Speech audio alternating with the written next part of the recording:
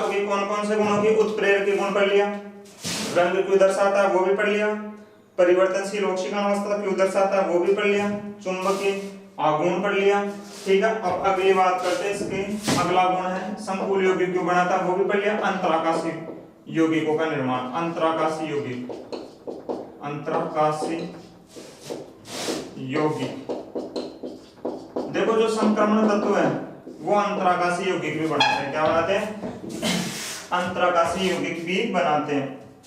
अब क्यों बनाते हैं वो समझो।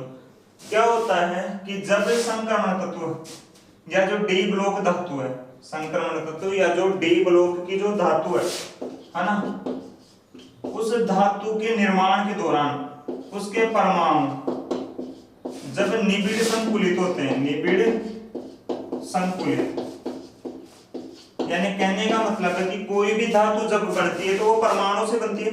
कोई भी धातु या अधातु कुछ भी हो, किसी भी पदार्थ का निर्माण परमाणु से होता है। वो परमाणु आपस में आ करके पास आ करके जुड़ते हैं और जुड़ करके उस धातु अधातु यानी कुल मिला के किसी पदार्थ का निर्माण करते हैं।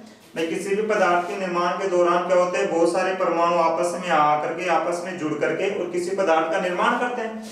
अब होता ऐसा ही है कि जब संक्रमण धातु या फिर डी ब्लॉक धातु बन रही होती है तो उसमें जो परमाणु है वो परमाणु जब आपस में आकर के एक दूसरे से निबिड़ संकुलित होते हैं तो उन परमाणुओं के बीच बीच में अवकाश छूट जाते हैं, जिन्हें कहते हैं अंतरावकाश। क्या कहते हैं? अंतरावकाश, है ना। उन परमाणु, वो परमाणु जब पास में आकर के चिपकेंगे ना एक दूसरे से, ऐसे जुड़ेंगे, तो उन परमाणुओं के बीच बीच में क्या पाया जाता है? अंतरावकाश। ये अंतरावकाश छूट जाता है। ये क्या छूट जाता है? अंतरावकाश छूट जाते हैं, रिक्त स्थान रह जाते हैं। इन रिक्त स्थानों को क्या कहते हैं? अंतरावकाश। इन अंतरावकाशों में कुछ अधातु परमाणु, ध्यान देना कौन से परमाणु? अधातु परमाणु, छोटे आकार के। कौन कौन? बोरोन, कार्बन और हाइड्रोजन। वेरी इंपॉर्टेंट, क्वेश्चन पूछ सकता है कौन कौन से हैं वो अंतराकाश में पाए जाने वाले हैं। तो जब डी ब्लॉक तत्व या संक्रमण धातु के परमाणु जब निबिड़ संकुलित होते हैं तो उनके बीच बीच में अवकाश पाए जाते हैं, जिन्हें अंतरावकाश कहते हैं। इन अंतरावकाशों में अधातु परमाणु कौन कौन? बोरोन, कार्बन और हाइड्रोजन आ करके फिक्स हो जाते हैं, जमा हो जाते हैं। अब इस बने यौगिक को अंतराकाशीय यौगिक कहते हैं। क्या कहते हैं? अंतराकाशीय यौगिक। ठीक है ना, वो एक दूसरे में फिक्स हो जाते हैं और इस यौगिक को कह देते हैं हम अंतराकाशीय यौगिक। अगली बात करते हैं कि ये जो अंतराकाशीय यौगिक है इनके लक्षण क्या है, ध्यान रखना, बहुत इंपॉर्टेंट है। पहला, ये होते हैं विद्युत के सुचालक। यहां से क्वेश्चन आता है, ध्यान रखना। अंतराकाशीय यौगिकों का कौन सा गुण नहीं है? तो ये विद्युत के क्या होते हैं? सुचालक। कुचालक नहीं होते हैं, सुचालक। दूसरी बात, ये अत्यधिक कठोर होते हैं, अत्यधिक कठोर। और अत्यधिक कठोर होने की वजह से, हार्ड होने की वजह से इनके जो गलनांक है, गलनांक, वो क्या होते हैं? उच्च होते हैं। क्या होते हैं? उच्च। और चौथा, ये जो है वो कैसे होते हैं? निष्क्रिय होते हैं। कैसे होते हैं? निष्क्रिय। रासायनिक रूप से ये क्रियाहीन होते हैं, निष्क्रिय होते हैं, क्रिया नहीं करते, इनकी क्रियाशीलता बहुत ही कम होती है। तो ये अंतराकाशीय यौगिक विद्युत के होते हैं सुचालक, अत्यधिक कठोर, कठोर होने की वजह से गलनांक उच्च, और ये कैसे होते हैं? प्रकृति में निष्क्रिय होते हैं। कैसे होते हैं? निष्क्रिय होते हैं। ध्यान रखना कौन कौन से धातु परमाणु आ जाते हैं अंतरावकाशों में, ये भी अपने को पता रखना है। ठीक है, अगला एक क्वेश्चन इसके बाद करते हैं। अगला एक क्वेश्चन है मेरा, अगर वो आपसे क्वेश्चन पूछें कि Fe+3 व Mn+3, Fe+2 व Mn+3 व Cr+2, Fe+3 Mn+3 व Cr+2 में कौन ऑक्सीकारक व अपचायक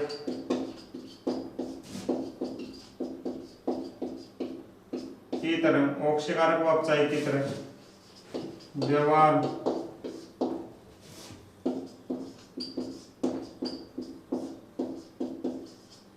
दर्शाता है, ऑक्सीकारक व अपचायक के तरह व्यवहार दर्शाता है। तीनों को कर देना। तीनों में अभी जो मैं बता रहा हूं ऐसे कैसे क्वेश्चन पूछेगा तीनों के लिए सेम टू सेम। Fe+2 दे करके पूछेगा, Mn+3 दे करके पूछेगा, Cr+2 ही दे करके पूछेगा अधिकतर टाइम में। 100% में से 90% ऐसे क्वेश्चन आएंगे। सबसे पहले बात करते हैं Fe+2 की। Fe+2 ठीक है कि ये ऑक्सीकारक होगा या अपचायक होगा। चलो इसकी बात कर लेते हैं Fe+2 की। एक बात बताओ बेटा, जो आयरन है, आयरन वो Fe+2 भी दर्शाता है और Fe+3 भी दर्शाता है, लेकिन इसकी जो Fe+3 ऑक्सीकरण अवस्था है वो ज्यादा स्थायी होती है, कारण अर्धपूरित डी कक्षक इलेक्ट्रॉनिक विन्यास के कारण, है ना। D5 3D5 हो जाता है इसका। आयरन जो है वो +2 भी दर्शाता है, +3 भी दर्शाता है, लेकिन आयरन जो है वो अपनी +3 ऑक्सीकरण अवस्था में ज्यादा स्थायी होता है। क्यों? क्योंकि +3 ऑक्सीकरण अवस्था में इसके पास 3D5 इलेक्ट्रॉनिक विन्यास पाया जाता है। तो अब मैंने आयरन आपको +2 में दिया, तो क्या आयरन +2 में रहना पसंद करेगा क्या? नहीं, आयरन +2 से किस में जाना पसंद करेगा? +3 में। किसमें? +3 में। तो ये Fe+2 से किस में चला जाएगा? Fe+3 में। और इसके लिए वो क्या करेगा? इलेक्ट्रॉन बाहर निकालेगा। क्या करेगा? इलेक्ट्रॉन बाहर निकालेगा। और जो इलेक्ट्रॉन त्यागता है, जो इलेक्ट्रॉन त्यागता है उसका खुद का तो क्या होता है? ऑक्सीकरण। और ऑक्सीकरण होने की वजह से वो क्या कहलाता है? अपचायक। क्या कहलाता है? अपचायक। मेरी बात समझ में आ रही है? Fe+2 से किस में आना पसंद करेगा? +3 में, क्योंकि इनमें ज्यादा स्थायी है। तो इसमें ज्यादा स्थायी है तो वो इससे इसमें आएगा, और इससे इसमें आने के लिए उसको क्या करना पड़ेगा? एक इलेक्ट्रॉन त्यागना पड़ेगा। और एक इलेक्ट्रॉन त्याग रहा है तो इसका मतलब इसका क्या हो रहा है? ऑक्सीकरण। और जिसका ऑक्सीकरण होता है वो क्या कहलाता है? अपचायक कहलाता है। क्या कहलाता है? अपचायक। बात करें Mn+3 की। Mn+3, चलो इसकी भी समझ लेते हैं। Mn बहुत सारे दर्शाता है। Mn+3 भी है, Mn+2 भी है, Mn+5 भी है। ये लो, अब Mn के Mn+3 Mn+2 की बात करते हैं तो इसमें से Mn+2 ज्यादा स्थायी है, कारण वही 3D5 इलेक्ट्रॉनिक विन्यास। तो Mn+3 से ज्यादा कौन सा स्थायी है? Mn+2। तो Mn+3 से Mn+2 में आना पसंद करेगा, और इसके लिए एक इलेक्ट्रॉन वो, ये माइनस का मतलब है इलेक्ट्रॉन बाहर निकल गया, प्लस का मतलब है इलेक्ट्रॉन जुड़ गया। तो इसमें इलेक्ट्रॉन जुड़ेगा, यानी ये इलेक्ट्रॉन ग्रहण करेगा। जो इलेक्ट्रॉन ग्रहण करेगा उसका खुद का होगा अपचयन, और जिसका अपचयन होगा वो कहलाएगा ऑक्सीकारक। तो ये क्या होता है? ऑक्सीकारक। Cr+2, Cr की कौन सी ऑक्सीकरण अवस्था ज्यादा स्थायी है? +3। कौन सी? +3। किस कारण? अर्धपूरित T2G। तो +2 से +3 में आने के लिए इलेक्ट्रॉन त्यागेगा, इलेक्ट्रॉन त्यागेगा तो खुद का ऑक्सीकरण, और क्या कहलाएगा? अपचायक। तो Cr+2 अपचायक होता है, Mn+3 ऑक्सीकारक होता है, Fe+2 भी अपचायक ही होता है। ठीक है।